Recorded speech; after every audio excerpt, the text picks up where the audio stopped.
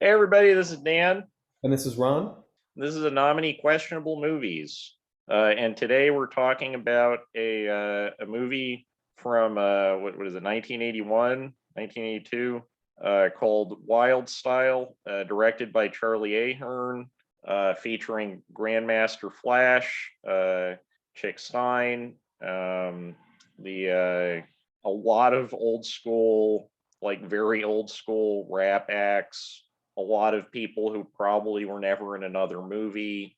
And uh, this is considered to be the first like feature length hip hop film, Hmm. film based around hip hop culture, that features a soundtrack that is entirely made up of hip hop music.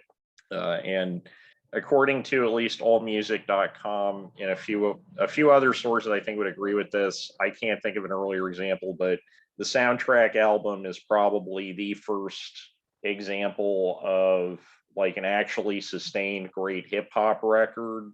Hmm. Before then, hip hop was very, very much hip hop and rap were very much single genres, or they're not separate genres, but it was a single genre. It was sort of like early disco.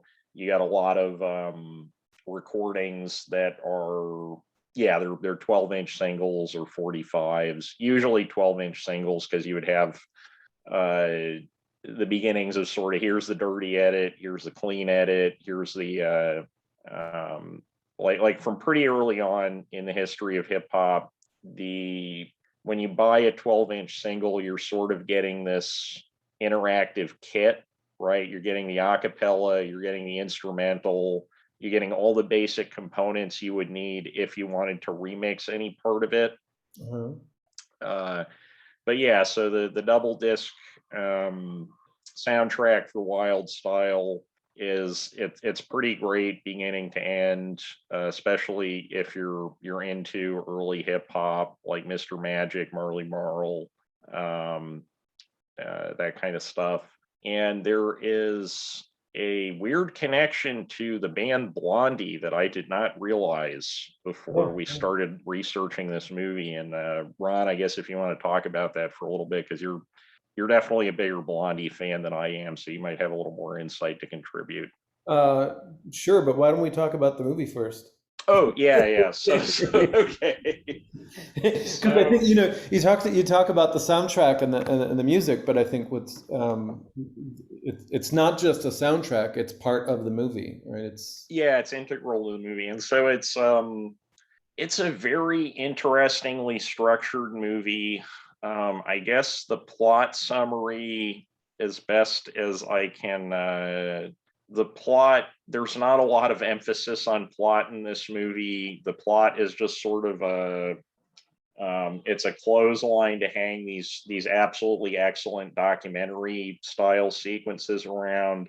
But basically you've got, oh god, what's this, we watched this like a week and a half ago, and then a bunch of stuff came up, so I'm going to blank on some character names.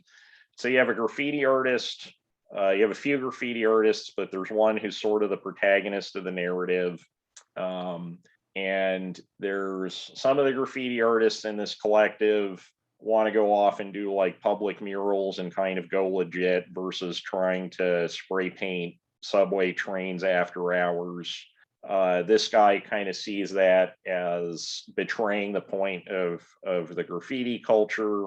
Um, he goes by the name Zorro for his graffiti art. He's doing a lot of kind of, I mean, I guess I wouldn't say like Roy Lichtenstein inspired, but there's a heavy pop art flavor to his stuff. There's like drawings of Zorro that are loosely based on the Alex Toth Zorro comics from the 50s and 60s.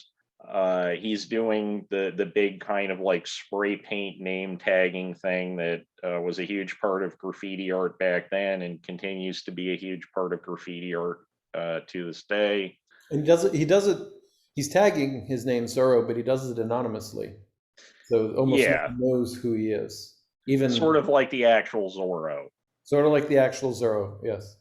Um, and so yeah, so he gets invited to Wait, I a, just realized something. Sorry, this is a slight tangent, but I didn't oh realize sure. it. I didn't realize that Zorro was a comic strip. I knew it as the I mean, show movie. Zorro has been adapted into pretty much every form of media you could imagine.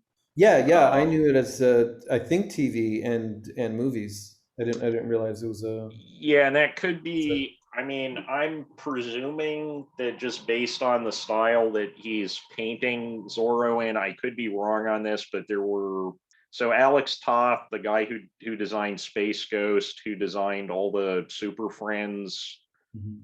people, the what is it, the not the, I think they're called the Mongoloids, the like a lot of those 60s Hanna-Barbera cartoons, he did designs for them. He was also one of the, like on a technical level in terms of like storytelling and draftsmanship, he's probably like easily in the top 10 cartoonists that ever came out of the United States.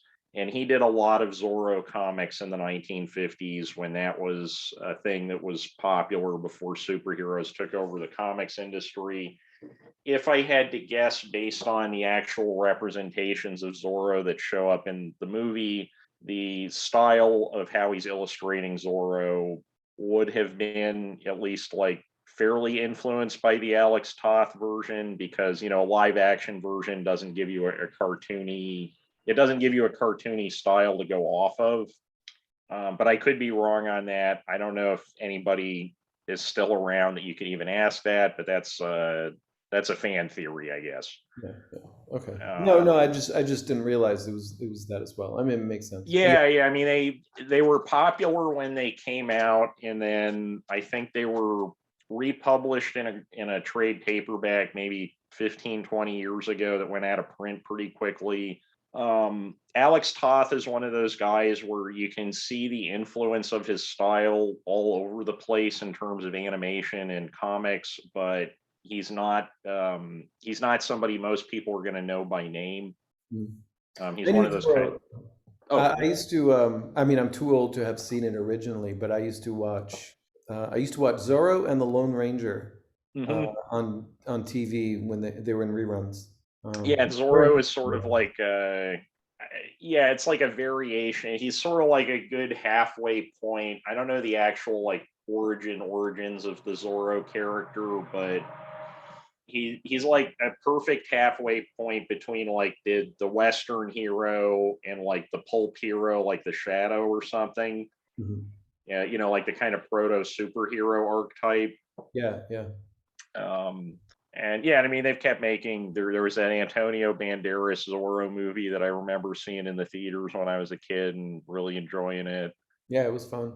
Yeah, it's a concept that's kind of evergreen. Like you can adapt it to a lot of different time periods and styles and stuff, including subway graffiti, as we see in this Right. movie. Yes, yes. So back to Zorro Back the to graffiti artist. Zoro the graffiti artist. He is friends with I think the guy's like the name that the guy went by in real life was Fab Five Freddy, but I forget what his name in the movie is. But he's a promoter for these underground hip hop breakdancing parties, and he manages to make inroads with the fine art world, i.e., white people with money. Zorro has this meeting with well, he goes to this like loft party with all these kind of like uptight, rich, fine art people. He gets a certain amount of money to make a project, and then he also From there's one of like those a people. huh? Wait, you just dismissed them rather derisively. They were very interested in them, and he got the money from the Hmm. woman whose party it was. Yeah, but there's I mean, well, I guess we'll get into this in the analysis part of the film, why I was so Okay. derisive towards them. But anyway, so there's a white female reporter who drives into I'm not sure, I'm presuming it's part of either the Bronx or Queens that most of this was shot in. Hmm. It might have been Staten Island, somewhere in New York City that is has not been subjected to urban renewal yet. And she becomes enamored with this, then very underground culture after kind of being skeptical about it at first, and that's sort of a side plot in the movie. And then Zorro gets this money to make this big mural at this amphitheater, which he does. Although I don't know if he actually uses money from the. Like I said, plot is an afterthought in this movie. It's just sort of like there are great individual scenes that have to do with the plot, but there's almost no emphasis put on, like kind of Chekhov's gun style structure here, right? Like there's a lot of things that are just sort of here's a scene about this thing and then it just never comes up again. But the thematics of it are very cohesive. And I think that's why it has had such a huge impact on hip hop culture broadly, why it continues to be a cult classic up to this day. And so I guess that gets into, and the film ends with basically, I mean, I think it's almost like 20 minutes of continuous concert footage of various early hip hop groups at this amphitheater once Zorro has completed this large graffiti mural in what, before he puts the mural there, it just looks like a completely abandoned amphitheater. It looks like an urban exploration site, basically. Mm-hmm. And then it just ends without, and granted, like it's not like you feel, oh man, they didn't resolve these plot points. It's the perfect way to end the movie. And it's infectious. It's like I'm a huge hip hop fan, so for me, I was expecting to go into this movie and kind of come out with a smile on my face. Ron is I mean, you don't have anything against it, but it's like not what you're putting on your computer when you're cleaning the house most times, I'm guessing. Right. I was listening to the soundtrack to Tommy earlier. Right. But not the soundtrack. No. Yeah, just so there's no confusion here. It wasn't the soundtrack. I was listening to The Who. Okay, so you weren't listening to the soundtrack to the Ken Russell movie? No. Okay. I was listening to the original concert, or the original concept album. There we go. And so, Rock on. and I remember you had some interesting comments like after we finished, because we watched this. I was having movie night at well, in theory, I was going to have movie night at the house because I do like a movie night every Sunday night. And nobody showed up because I can't remember if it was weather or what it was. But anyway, nobody showed up. And so I was like, Ron, you want to watch a movie for the show?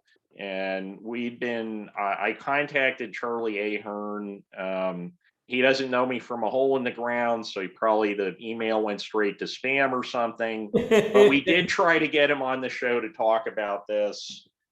Charlie Ahearn, if you are listening, I'd love to pick your brain about the making of this movie, or anybody that was involved in this movie. I think it would be really interesting to talk to them about what hip hop was in 1980, 1981, because now hip hop is the probably the single largest commercial genre of music in the world.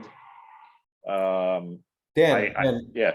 Wait, I'm sorry. I have to take us back. Okay. You described you ended the synopsis of the movie with saying about it leaving a smile on your face. Mm-hmm. And then you mentioned about me not listening to hip hop regularly. And right. And I was setting you up for like I left with a smile on my face, and what what I added to that was I want more movies to have old school rap playing as their soundtrack, playing as the background music. Yeah, and it's like it's hard to watch this movie and not just get taken away with how it's because and there's a lot of things in the movie that would seem to suggest that that's not the reaction you would have, but it's just the enthusiasm and the energy is just like it's infectious.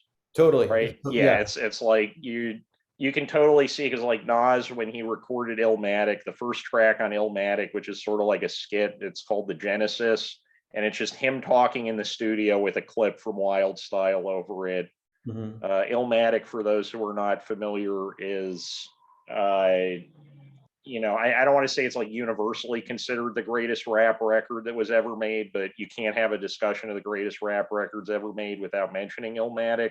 And Nas talks about his dad took him to go see Wild Style when he was maybe 10 years old. And from that point on, he knew the only thing he ever wanted to do in life was rap. Uh-huh. And you walk away from this and you totally get that, right? Like there's this like kind of weird religious aura to it that you get in like early rock and roll stuff, sort of it's almost like a speaking in tongues kind of feeling to it of just. And so I guess I cut you off again, but I'd be curious to hear more of your response to it. Yeah. Oh, and there's one scene. There's my favorite scene in the movie, the basketball throwdown, in which the two groups, well, they have a 3-minute rap battle, and I've watched that now a dozen times, and we just watched it again at my request. I highly recommend. I recommend watching the whole movie, but I recommend at the very least Googling. Basketball Throwdown Wild Style. It's available. Vimeo has it in a nice. It's a pretty good definition. Pretty good definition. I was going to say high def. I don't know if high def. Yeah, and I think it was shot on film, so I think there is a high def.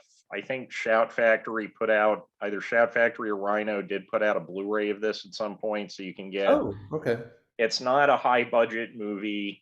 It's in 4:3, I believe. It was clearly shot on 16 mil, so you're not going to get, super. But I think super like clear high definition wouldn't suit this. Like 35 millimeter film that's like very professionally shot is not the vibe this movie needs. No. No, and at first when we started watching it, for the first few minutes, I'm like, oh my God, I can't believe, what are we watching here? This looks awful. These people cannot act. Couldn't they find some real actors to do this? And after, first of all, well, no, they're not actors. And 5 minutes into it, I'm like, oh my God, this is so much fun. Yeah. Yeah. And yeah, it didn't need it sort of had a story. There was a story somewhere in there, sort of. It followed the guy. It followed. Yeah, there's a story on the surface, and then there's kind of a story beneath the surface that I think is more interesting. Of like, as a person who, I have I think I have like 200 something hip hop cassettes in my music collection now. A lot of CDs. I sort of the bug hit me. I guess I should explain how, because I grew up in a town, Saratoga, New York, that is, I believe, 96% white people, fairly affluent town, mostly known for the horse racing track. And so I was not exposed. There were kids that were really into like 50 Cent and G Unit and that stuff, and Dr. Dre, like kind of suburban white kid. I'm not going to call that stuff suburban white kid hip hop, but it's there's a large. If you got suburban white kids and they own a hip hop record, it's probably going to be like The Chronic or Get Rich or Die Trying or one of those. And so I was not exposed, or I did not grow up anywhere near hip hop culture. I was about as far away from it as you could possibly get. And at the same time, I got a computer for my bar mitzvah and I started playing around with sampling. And I suddenly, and I thought like, oh, this is a thing I could do, right? And it turned, and I think that's part of the appeal of the movie, is that it's like daring you to do it, right? It's sort of like it looks a lot easier than it is. Like, it's extremely difficult to do well, but if you just want to like do it, you don't even need a drum machine. You just need somebody who can like make throat noises or like some sense of rhythm. Like the basketball throwdown, like there's no musicians or turntables behind them, and they're still just it's about doing things. It's not about making excuses why you can't do things. So you've got but there's this beat. They're just talking. But there's this beat and this rhythm and the consistent meter. Yeah, and there's a style to it, and it's sort of like basketball, right? Because basketball and soccer are extremely popular because you don't need. As far as like organized sports go, you need the absolute least amount of equipment for those, right? You need a ball, you need in basketball, you need a court, but you need a court and a hoop. Soccer, you don't even need a proper goal, you just need a field and a soccer ball. You need one object, and then you can entertain, 10, 15 people for hours, right? And And in basketball, you said you need a hoop, not two hoops, because you could play half court. yeah, you could play like horse or something, or or you could play half court. And there's a low barrier to entry, and I think that's a lot of the appeal of hip hop too. Is that I think like a lot of and I'm very versed in white suburban objections to hip hop because I was hearing a lot of them when I was younger. One of them is like, why can't they play real instruments? Why real musicians play real instruments, etc. Why they're just talking, they're not singing, and that lowers the barrier to entry, right? Because you don't need to have a singing voice. Most people in 1978 would at least have some kind of turntable in their house, and even if you don't have a turntable, you can beatbox, right? Or you can breakdancing, you just need like healthy knees. Mhm. Which I mean, some of the breakdancing in this movie, it's like the breakdancing in this movie is incredible. It looks very painful to do, at least as somebody who's like it. I don't know. I don't like being on my knees for a long time because they get kind of sore. But I also can't dance, so I guess it was never an option for All me. right, Dan, I'm about to make you jealous. Okay. So I was in middle school when this came out. Mm. When I was in middle school, during recess, sometimes somebody would roll out some cardboard, and people would start breakdancing. Mm. Everybody gathered around in a circle and watching people breakdancing. Just other students. I got to Yeah. experience that. I wasn't into it. Mm. But I got to experience that. You would have been totally into it, but you missed out.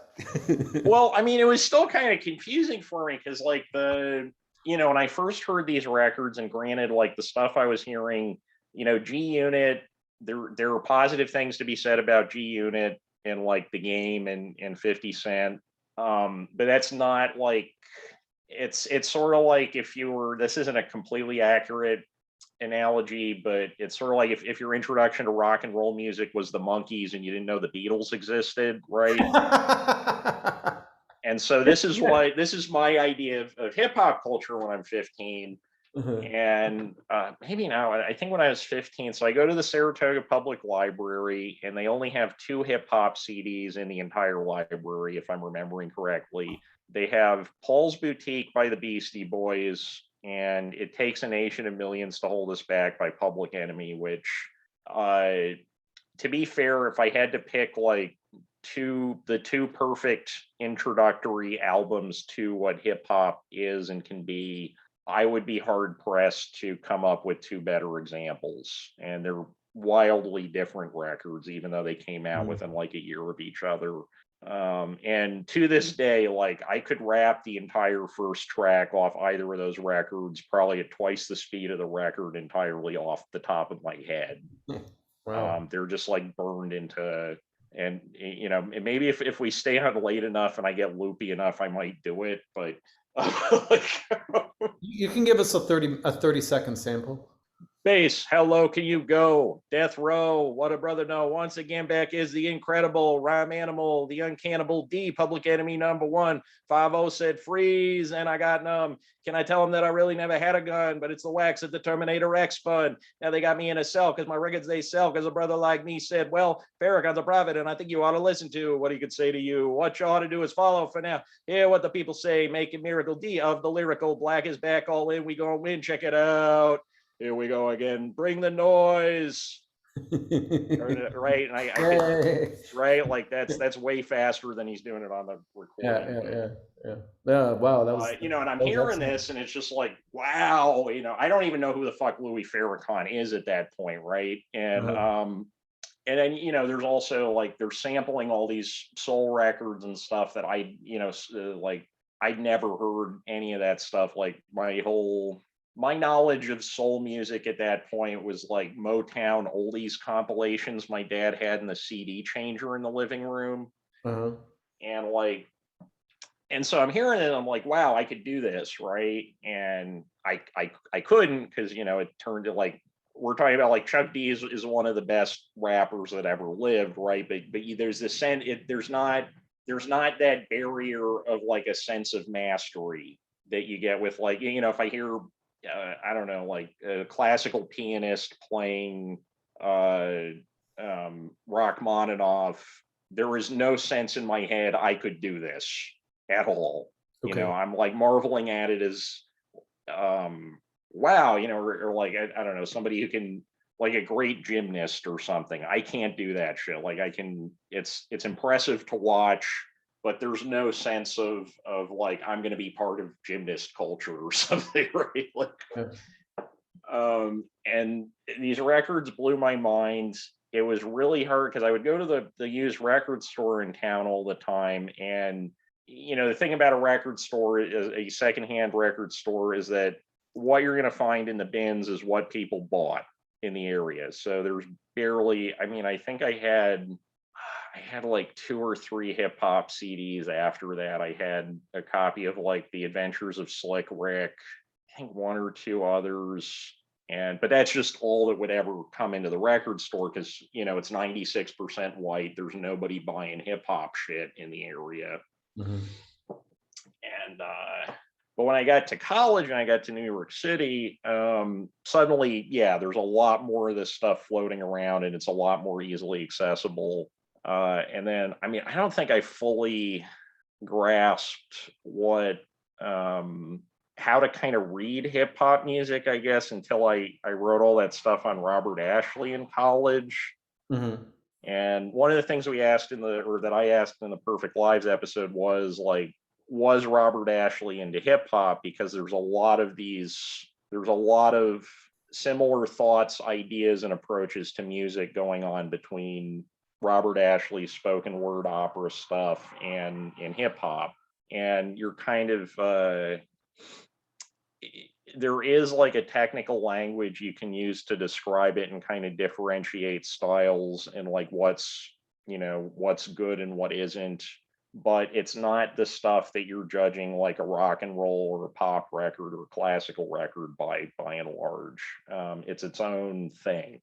And yeah, and then like a few years ago, I just sort of so much to my ex-girlfriend's chagrin, I just started listening to hip hop records like constantly, because I was just sort of like, wow, there's this whole because I could finally get like physical copies of a lot of the stuff. YouTube had opened up to the point where I can listen to the stuff for free if I can't find a physical copy of it. And it's this revelation, because I'd heard 5 bajillion rock records at that point, and then it's suddenly, oh, there's all this good shit that never made it to where I was, and it's this completely unexplored country, right? And yeah, and that is what eventually led us to watching Wild Style tonight. I just remembered one another conclusion that I had, or the takeaway feeling was, this was the most satisfying movie I've seen in a very long time. Yeah, because it's And I was not at all expecting that from when I started it. Again, first few minutes I thought, "Oh my God, am I going to be able to suffer through this?" And it is. Well, you said infectious. It's infectious. It's So, effective. I think like Charlie Ahearn, who is a Jewish guy, he's not. And I mean, we can get into this in a little bit, like the kind of racial politics of the movie, but he doesn't necessarily understand how to structure a narrative film, but he understands the hip hop culture, like he understands why it's so infectious. He understands what the appeal of this is, and he manages to communicate that very, very well. And there's a few really interesting things about the culture that's displayed in this film versus like what hip hop culture became when it came to like large commercial prominence in the early 1990s. And also just like things that happened in the Black community between 1980 and 1994. So the first thing that strikes me about this is he sees breakdancing, graffiti art, and rapping and turntablism. They are part of one cohesive whole package. There's no real distinction made between the things. They're just all kind of different superficial manifestations of this underlying spirit.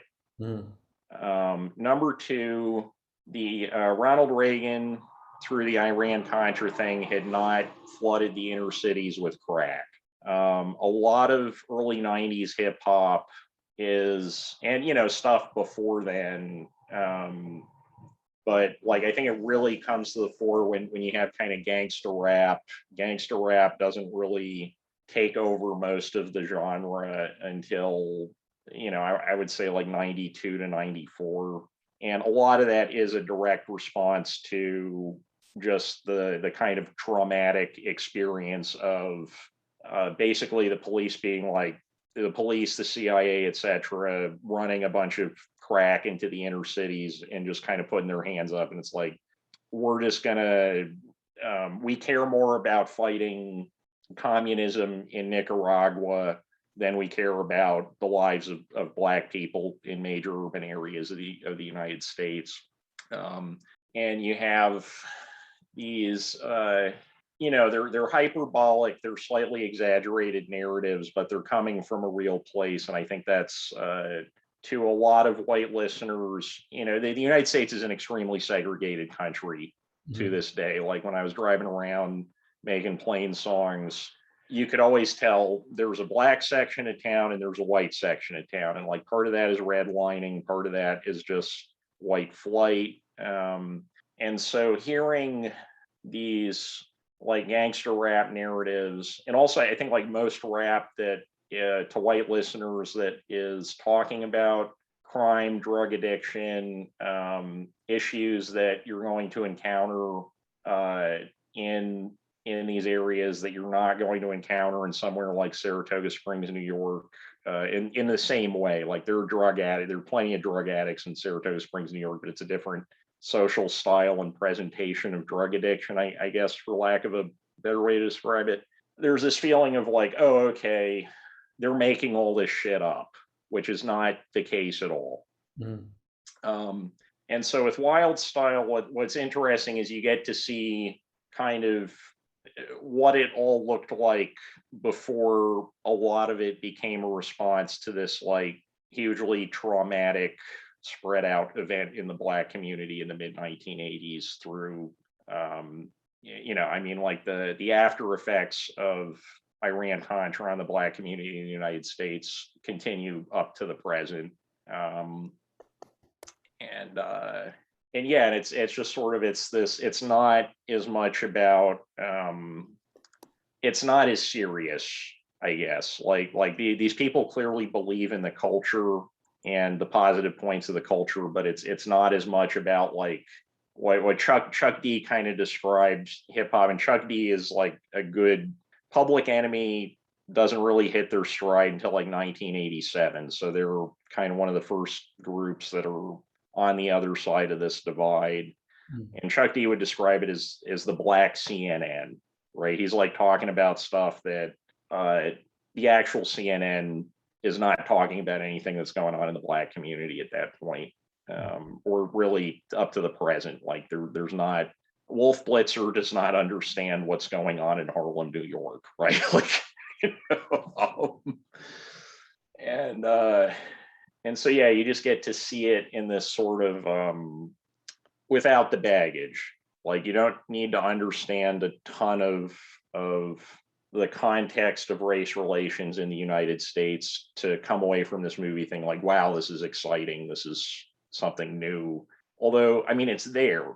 It's totally the race politics are like the basketball throwdown scene is amazing. It's hard to pick a favorite scene in this movie because there's just a lot of them that are great. But the scene where the white female reporter, she goes in to do this story for, I can't remember if it's the New York Times or if they even mention the news organization that she's working with. She's listening to Blondie in the car. No, Blondie. Well, Actually, I don't know. Was it Blondie in the car, or are you She's talking listening to about like? something like some kind of like new wave act, Yeah, yeah, yeah, yeah, something yeah. that's sort of Blondie like new comes wavy a moment disco-y later. stuff. And and then yeah, we should go into the Blondie connection of the movie, but I guess I'll describe this scene first. And so Yeah, yeah, she's driving in, she's trying to find where she's supposed to meet these people to interview them. And these kids go up to her car, and she pretty much immediately thinks they're gonna like mug her. right. And she's just like, I have mace, get away from my car. I don't think that's exactly what but that's the vibe, right? Yeah. And then there's like a dozen other kids that come up to the car. She realizes these kids are going to take her to the interview, and you have this like, And they by pushing her car. yeah, because her car stops working, and so you got this delightful scene of like everybody's pushing her car. She gets to the scene, and then I think she kind of realizes like this is well, I guess for context, a digression, I guess, but yeah, she's kind of won over, and by the end of the movie, she's just sort of like hanging out at these underground hip hop Yeah. parties all the time. Um, and I think the use of architecture in the film is, or not even the use of architecture, but just sort of like letting the architecture do its thing.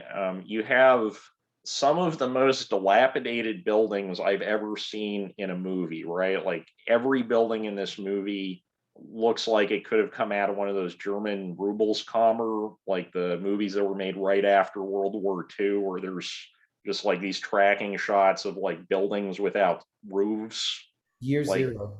Is it year zero or year one? well, there's the Rossellini Germany Year Zero. There's another one by Claude Sautet called The Beasts Are Among Us. Mhm. There's like 5 or 6 major films that came out of that, but the most famous one is definitely the Rossellini Germania on Germany Year Zero. Mhm. And yeah, and so you have this, or like in um, the the not the Leningrad Cowboys Go America. There was all these shots of just like beat to shit urban environments in the U.S. That is a much more downbeat movie than this. I mean, I think most movies are more downbeat than this movie, honestly. But yeah, and in the backdrop of this, um, they're reclaiming the environment, and they're just sort of not even acknowledging, okay, everything kind of looks like we just got bombed. They're just sort of like, okay, we're gonna reclaim this environment and do what we're gonna do. We're gonna beautify it with graffiti Yeah, art. It is art. yeah, and like the parties, they're having them in what look like abandoned buildings. The amphitheater that Zorro paints at the end of the film looks like it was basically abandoned before he was hired to paint it, to Yeah. make it into a venue. Uh, and yeah, there's parts of earlier cultural trends that exist within it, but there's still very much this sense of kind of like Athena coming out of Zeus's head. Like this thing is coming out fully born. It is its own unique thing, and you're witnessing the beginnings of it. Mhm. Um, and it doesn't need, and I think this comes to the broader themes that Ahearn does a great job of expressing in the film of, when Zorro is like, okay, I don't want to participate in this sort of graffiti, like legitimized graffiti group where it's like they're working with the city and they're making murals, because a huge part of what makes the culture so powerful at that point is that it completely rejects any need for institutional validation. Mhm. And that's coming back to the scene where they're at the high art party, and Zorro is not sure if he wants to even take the money from these people to make the mural, or to create graffiti for the high art crowd, because it betrays the principles of the culture, which are, society has kind of forsaken us. Fuck society. We're going to do what we want to do, and that's an incredibly powerful message, I think, because of how intertwined with a sense of validation. Wait, Dan, he takes the money and then he tries to work on the project that he was hired to do. Yeah, but earlier in the movie, he has these disagreements over and he doesn't want to talk to the reporter. Yes. Um, and he does take the money, but I guess he does come to sort of and well, I guess we should talk about the scene where he's taking the money. Okay. Right. So he's at this party. The whole party or just that one bit? I mean, the beginning of the party, I guess, is important because you see these people talk incredibly. There's not this sense of something new or exciting happening at this party. There's this sense of here's a bunch of comfortable people that are going through the motions. They want to feel like they're hip, but it's sort of like that. Oh God, who's the author I'm thinking of? That party at Leonard Bernstein's house that is described at the beginning of Mau Mauing the Flag Traps, I think it's called. Oh shit. Okay, I have to look this up. It's not Ken Casey. It's somebody else, but somebody else in that time period. Anyway, so he goes to this woman's bedroom. We think that she's seducing him. I think you mentioned Mrs. Robinson. Yeah, there's a very strong sense of a sexual seduction, and I think Ahearn films this scene kind of perfectly because it's not a sexual seduction, but at the same time it is this there's something unsavory or something uncomfortable about the scenario. And Zorro kind of very endearingly, he's like, I'm going to need a lot of money for this. I might need $100 in spray paint. And this woman's just like, $100 is a lot of money, right? She gives him 200, right? She gives him 200, yeah. And they don't sleep together or anything, but there is this sense of there's a temptation, right? But yeah, it turns out there was nothing sexual about it. She was interested. Yeah. In the art. But the framing of it, I think, is there's a heavy suggestion of this is a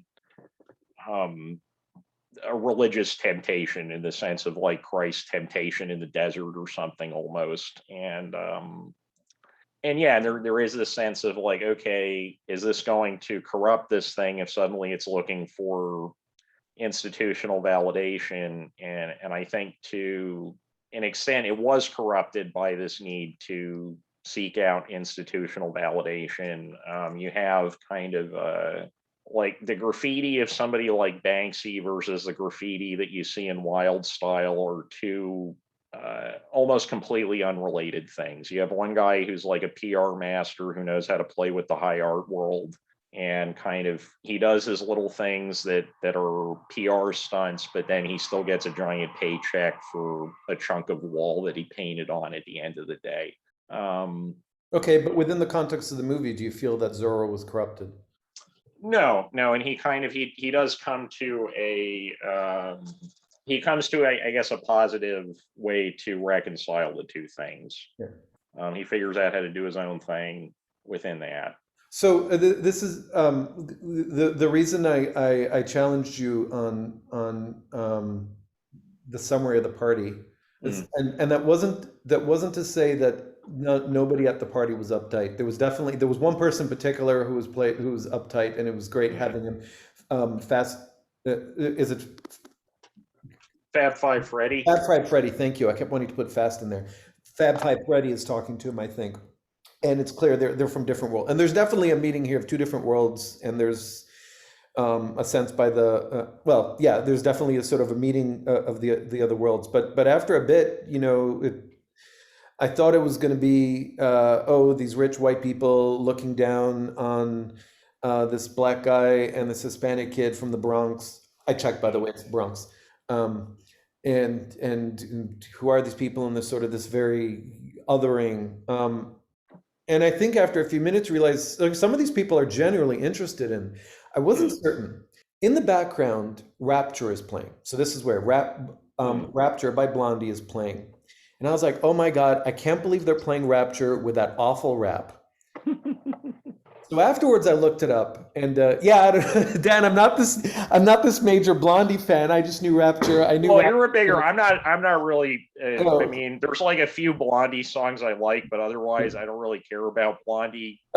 okay. All right. So it's got this rap that I was like, I can't believe this. Oh my God, they said, oh, I know, let's put a rap, a rap in here and all that. Mm, Well, it turns out that Fab Five Freddy knew the folks from Blondie, and Grandmaster Flash.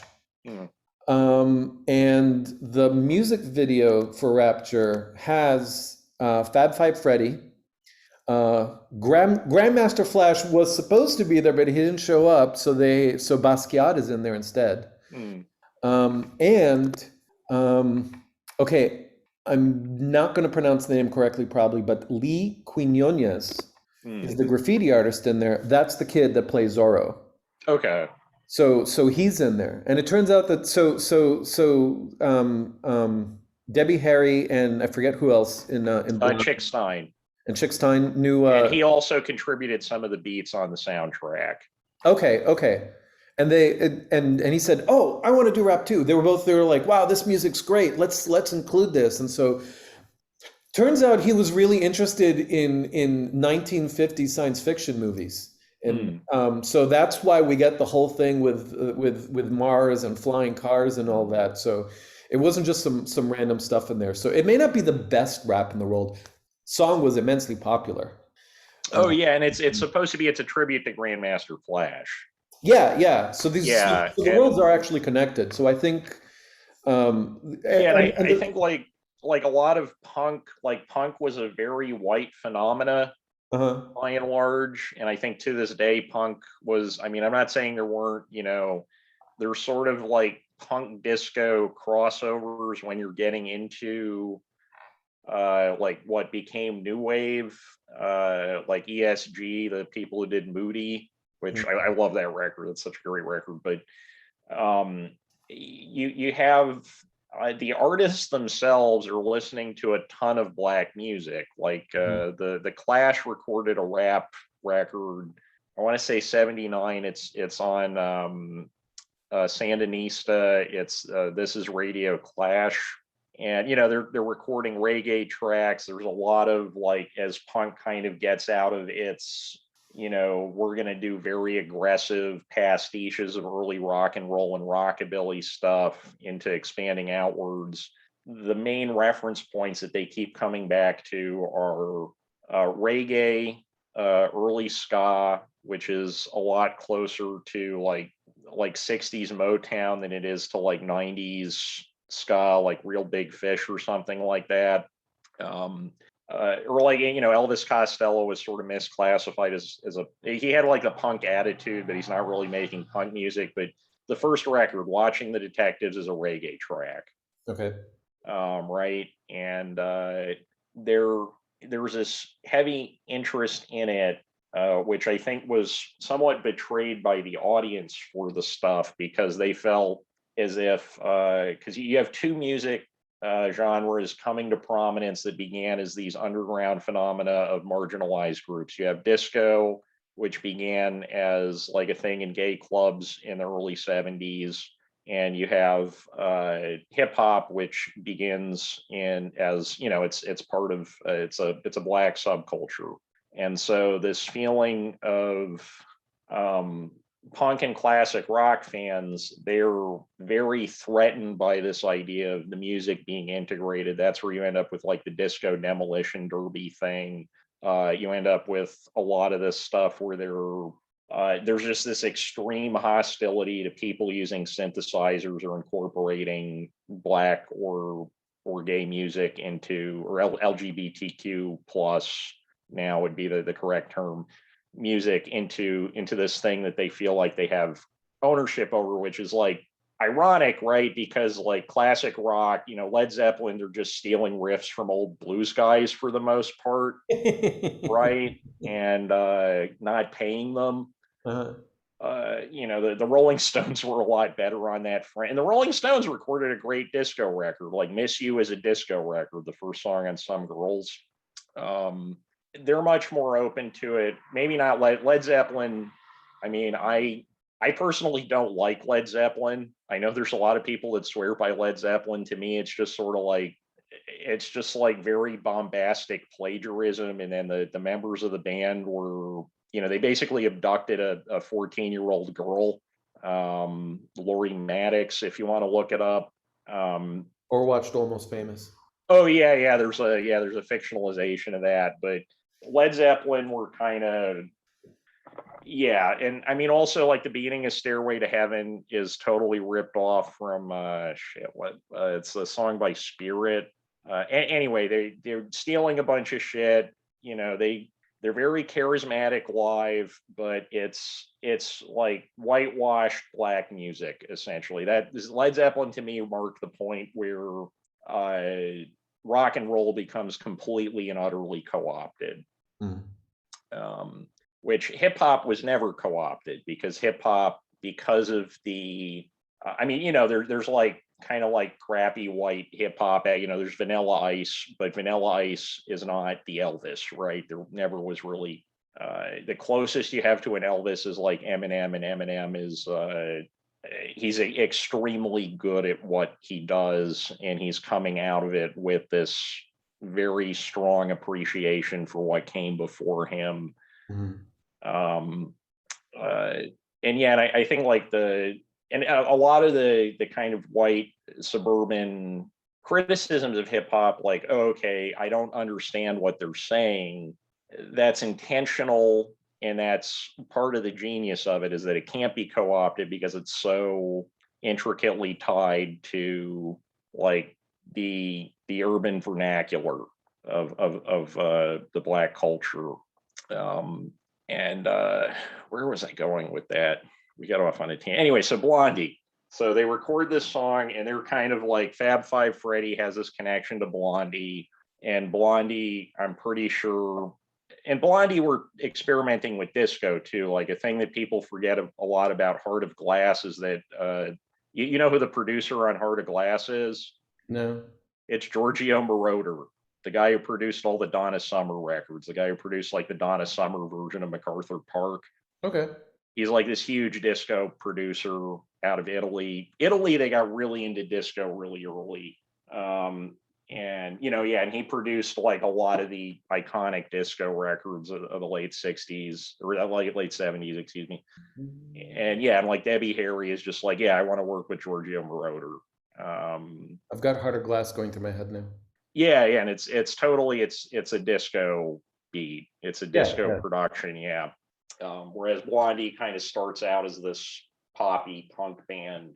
But yeah, I'm trying to remember where I was going with that, but it's Oh well, the Blondie part was was Rapture playing at the party, and it turns out that they had a strong connection with Fab Five Freddy and Grandmaster Flash.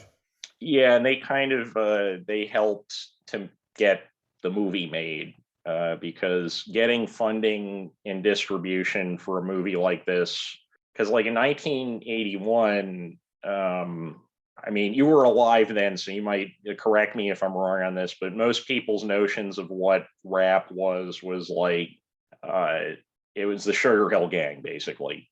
And unless you were like actively involved in it and, buying these records that, at least based on the prices they go for now, I presume not a lot of them were pressed. The first rap act that I got into, because I was never into it that much, but it was Run DMC. Mm-hmm. And they came out like after.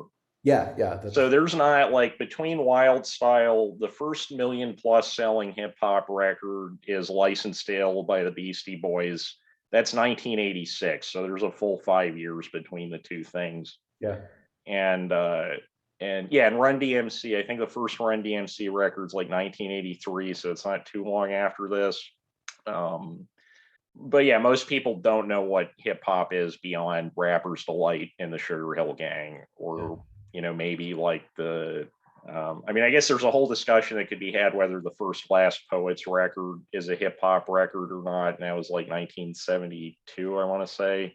But there's arguments to be made in both directions. I don't think it's like a proper hip hop record, but there's a lot of stuff that was clearly very influential later on to hip hop.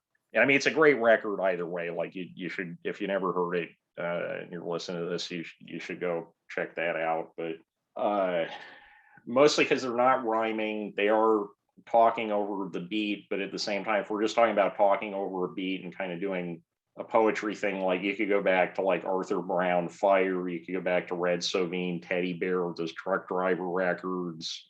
Lou Reed did that to an extent before then.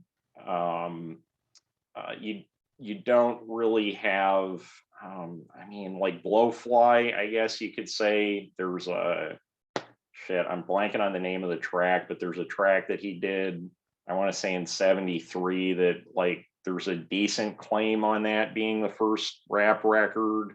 But kind of like there's like you could argue for hours and hours and hours what is the first rock and roll record, right? Because the very earliest things that you could categorize as rock and roll, just because of the nature of how culture influences other culture and how culture progresses, is not going to sound. There's still going to be elements of like R&B and like country in it. It's not going to sound like a pure rock and roll record. And it's also sort of like it's not a baby. It doesn't have an actual birthday. It's not. Yeah. So where was I going with this? I don't know. Okay. Something to do with rap music and wild style. Yeah. So speaking of wild style. Speaking of wild style, yeah, there's this. There's just this incredible energy to it, and this sense of, I guess, triumph, for lack of a better word. And I think it's also interesting that I mean, obviously they cast him because he was an actual graffiti artist. Yeah. And I think that's not at all because he was an actor, because he was definitely not. The acting in this movie by traditional acting standards is not very good. Yeah. But there's an authenticity from it. And I think choosing to have people actually doing this stuff, representing themselves, which you could consider that a documentary element. And I would consider this to be a hybrid documentary fiction film. Yeah, this is a documentary without being a documentary. I mean, yeah, there's a story thrown in there, but yeah, the story, and I think we're talking about this like when we finish watching the movie, that there's the story being in there. On the one hand, it feels sort of like thrown in there. On the other hand, it allows Ahearn to avoid the kind of stuffy, formalized elements of traditional documentary. Yeah, you can kind of present these scenes in ironically or paradoxically more organic context by putting them into a fictional narrative. Right, because like if it was a talking head documentary, this film would not work. No, it wouldn't have been fun. Yeah. There'd be some discussion, and then we'd see a performance. And there'd be some discussion and some narration while we watch somebody while we'd watch Zorro as he spray paints his art and creating, and then we'd have some an expert come in and talk, and we'd have their title at the bottom of the screen and have some discussion. No. We get to see a bunch of performances. We get to see a bunch of art being made. We get to see people walking around and talking. And it ends with a giant concert. And it doesn't really end. Yeah, it ends with a giant concert. Zorro was trying to come up with the idea of how to complete the art at the arena, and his girlfriend says something to him, and he says, "That's it." Something she said that was brilliant, and it gives him revelation and he's going to do it. I have no idea what he did. Right. We just sort of cut from him working on it to the concert, but thematically, the concert brings it all together because it's the movie is about getting this vibe across because this is not something that, unless you were involved with it or knew somebody that was involved with it, 95% of America was never exposed to this stuff in its proper context before. And I granted, I'm talking about this like 95% of America saw Wild Style. I don't think that's accurate in the slightest. Right. After this came out, 94.9% of America still wasn't exposed to this. But yeah, like and it's funny because there's a lot of later rap records that talk about it as this almost religious document. Like there's "When I'm on the Mic" by Loot Pack. I'm gonna look up the exact lyrics here, but it's I think it kind of gets across just how important this movie was. And I think also like it doesn't feel like it's not taking a defensive stance, right? Like Zorro is Latino. You have two Jewish guys that are intimately involved in the production, but they're not pushing themselves to the forefront of it. You got Chick Stein and you have Charlie Ahearn, who I believe is Jewish. And it's just sort of like, oh, okay, this is and like with the white female reporter, they're not trying to scare her away. They're excited about it and they want to share it, and then she kind of she gets caught up in the excitement of it all, which is really easy to do. Let me look up these lyrics quick. Let's see, "When I'm on the Mic" lyrics. So the chorus to this song, which is a very early Mad Lib production, for those who don't know what I'm talking about when I say Mad Lib is the guy who did Mad Villainy with MF Doom, which was a huge record, maybe like 15 years ago. Great producer. And so he was in the first group that he was releasing stuff with, to my knowledge, was called the Loot Pack. This is from 1999. So it's him and this guy who goes by the name Wild Child. And so the chorus is, "But if Wild Style dies before Wild Child wakes, I pray to God to step down and take out all them fake MCs, pretty please." And then there's a sample, "Because when I'm on the mic, I like to speak freely." And to me, that's like, that's an incredibly succinct summation of this kind of feeling of thing. It's sort of like that portion of, there's not even really a specific, it's kind of the whole song, but "Rock and Roll" by the Velvet Underground, where Lou Reed is kind of talking about this like kind of religious revelation he has discovering rock and roll on the radio. That's incredibly moving to me, at least. And yeah, it's not exclusive. It's not. It's extremely inclusive and inviting, and I think that's a lot of to this day, that's a lot of the appeal of it, is that and unless you're like, well, even if you're mute, you could dance, you could do graffiti, there's if you're like Tommy, then there's not a lot of entry points to hip hop culture. But like, short of that kind of extreme disability, you can do something with it. And yeah, I'm trying to think what else. Oh, the titles. We should talk about the titles, because the titles in this movie are amazing. The animated titles at the beginning, very. In several weeks, I don't remember the titles. Oh, okay. Let me find them. We can. I think they're like a minute long or something, and I'm gonna guess like probably a good 35% of the budget of the movie was these titles. Because it's not like super expensive high frame rate animation, but animation in general, especially in the early 1980s, is just extremely expensive to produce. So let me find it. And they're all done in this graffiti style. Okay, found it. So yeah, there's a scene where they're spray painting, and then it gets to, and they set the tone for the film kind of perfectly. Yeah, okay, so it's like, yeah, okay, I found it. So we can pause the recording, I guess, or we can just cut this out later. Okay. Um, Yeah, let me pause it.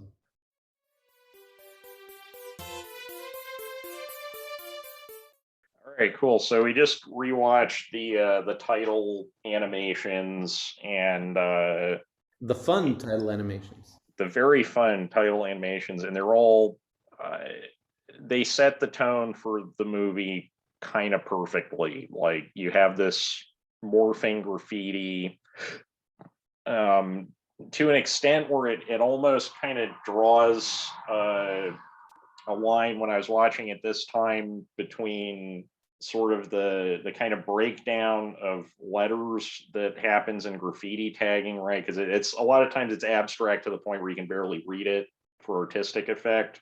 Mm-hmm. And there was kind of a sequence where the one of the title cards like melts into graffiti almost, that is somewhat reminiscent of the kind of uses of like Aubrey Beardsley style art.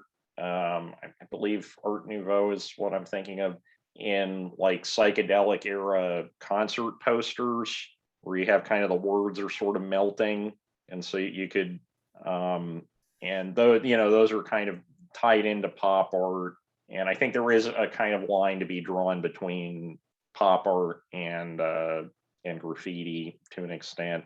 um and yeah, they're a lot of fun. I don't know, yeah, and probably were not cheap to make. Mm-hmm. um Although they also just looks like they're so early 80s. they're very early 80s, but you figure like even it's all got to be hand drawn, right? Yeah. And then photographed. I mean, it's hard to say. There's not a huge amount of information when I was looking for it about what kind of distribution this film got. Like if it was played. I mean, it wasn't like one of those things that was in every national theater chain for sure.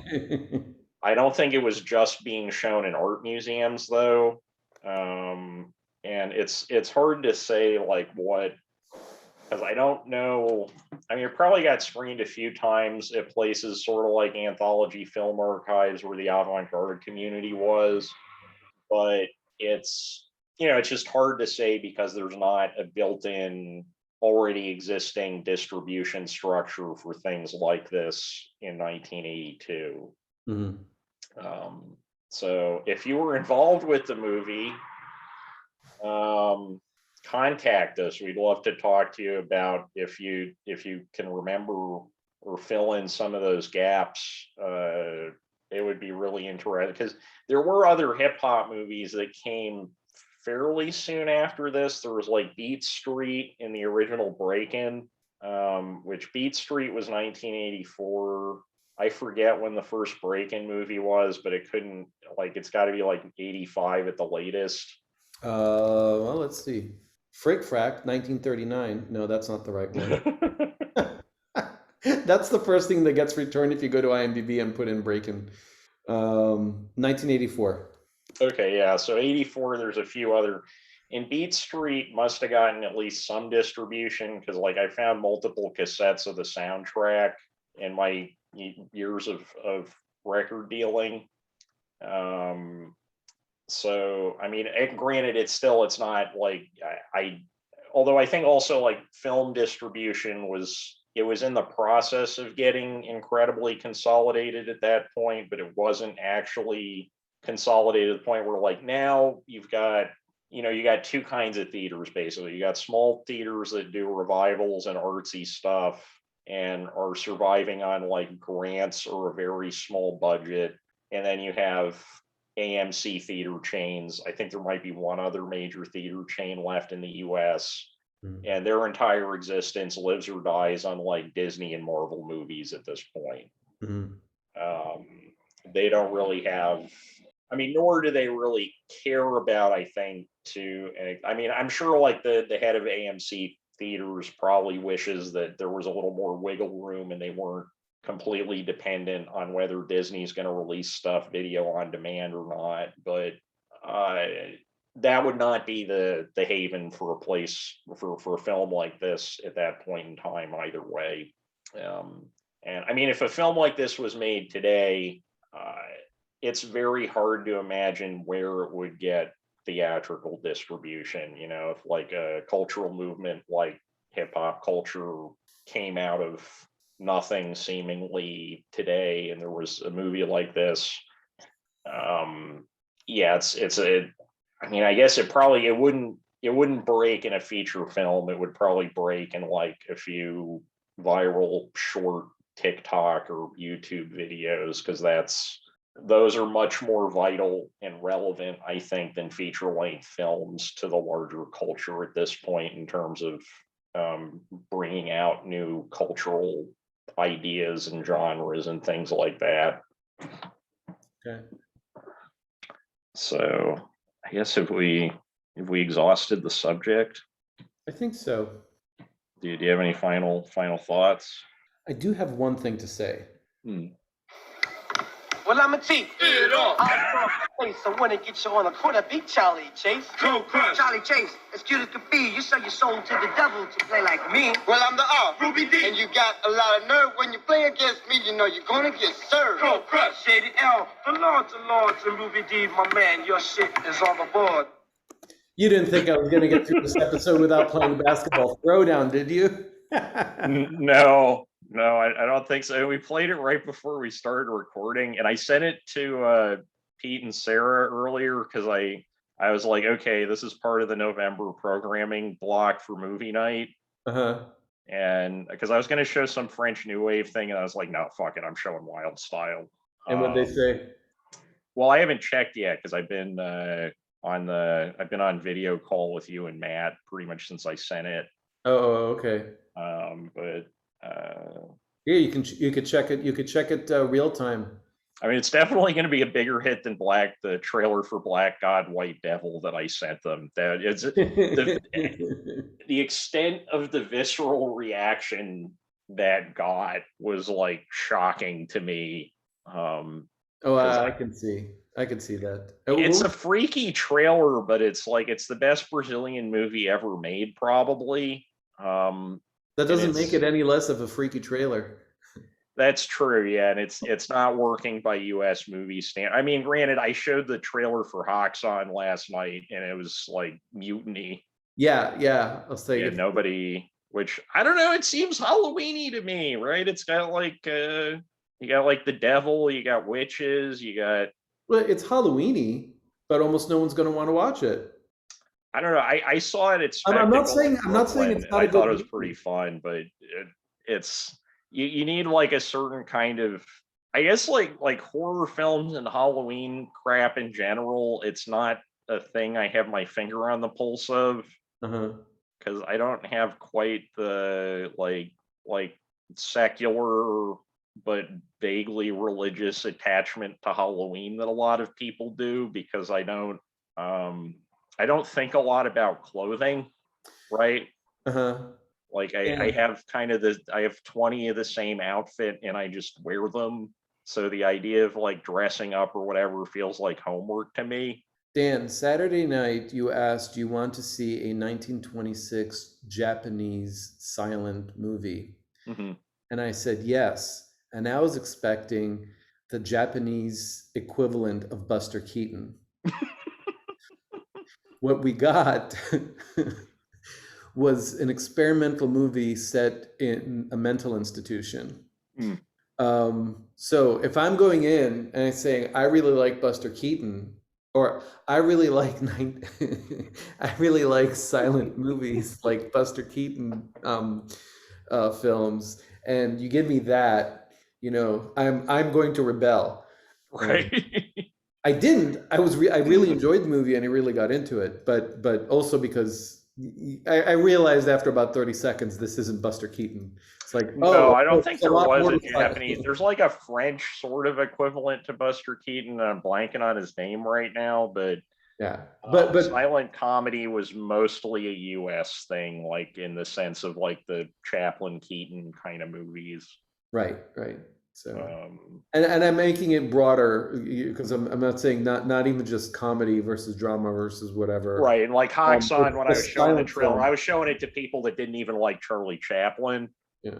I know Not you, but yeah, some of the other people in the group. But we were suggested, well, for example, Nosferatu. And even that, I think if somebody is really into Halloween 3, saying, oh, well, you like horror movies, you'll love Nosferatu. Like, oh, you mean the 1920s classic silent black and white movie?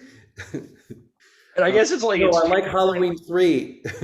It's like two different approaches to consuming culture, right? And I think that's like when you, Matt, and I hang out over the internet, we have similar approaches to this kind of stuff of like, it's archaeology, right? Like a lot of times if I'm throwing out a movie, it's because I have no idea what the hell it's going to be. That's what's exciting to me versus like wanting the specific itch to get scratched, which I think is like why most people put on moving pictures. And so it's like a negotiation between that, I guess. Your audience is going to show up for something that they want to see. They're showing up for the hot dog roller, I think, at this point.